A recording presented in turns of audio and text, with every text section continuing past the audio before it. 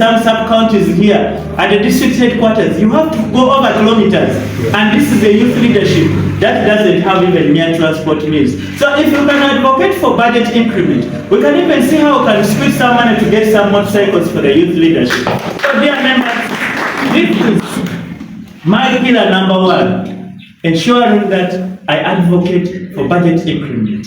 Number two, I'm sorry to say this, in the entire country, the issues of youth unemployment is the most timing bomb. But I'll be lying to all of you today here, and neither can any candidate also tell you that it is true. If we tell you that we can address the issues of youth unemployment 100%, if the central government has failed, then who are we to address it 100%? But some percentage, all of us can address this issue.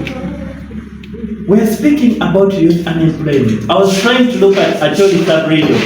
Acholi sub-region has an unemployment rate of 18.6%, not so much different from West Nile where I come from. Almost all of us, these sub-regions within northern Uganda have the same challenges, though others transcend boundaries.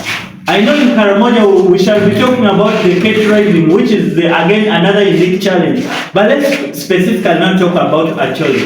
We're talking about a sub-region where the unemployment rate stands at 18.6%, which is very, very much high. Because we don't have youth leaders, we don't have people of goodwill. And now I want us this time to join our hands together to ensure that we advocate for the development of these industrial parks, so that the young people can enjoy the positive externalities like job creation and even creation of markets for some of the raw products that are required to serve these industries that might must run. I have moved to places like Namambe. All of you should have moved there.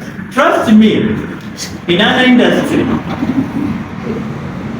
there will be no employment that will be less than 5,000. Majority of the young people who are employed there, they are more than 5,000. I've been in Kakira. When you go there, you find that Kakira has an approximate of more than 6,000 workers, and out of that, majority are the young people. So if all of us can advocate for development of this industry parks, trust me, we should have addressed the issue of youth unemployment to certain percentage. Then we shall say, government, you have tried here, you also push it forward. Two, employment is not all about being formal, but we can have those who are informal, who are in the informal unemployment. Now here we're speaking about the issues of non-formal skills.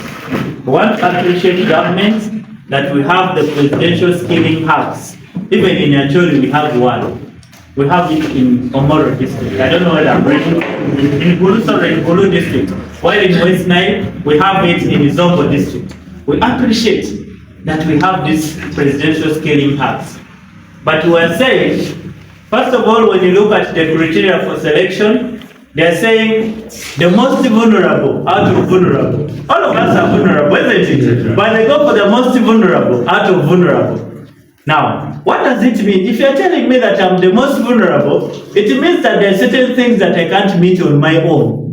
We are taking these young people by the grace of God for this skilling. But at the end of the day, these young people find it very hard to practically apply the knowledge that they have attained from these skilling hubs back at home. Why? Because they neither have startup capital or startup kits. That is the one thing that I want all of us to address as the youth leaders. And I can't do this alone.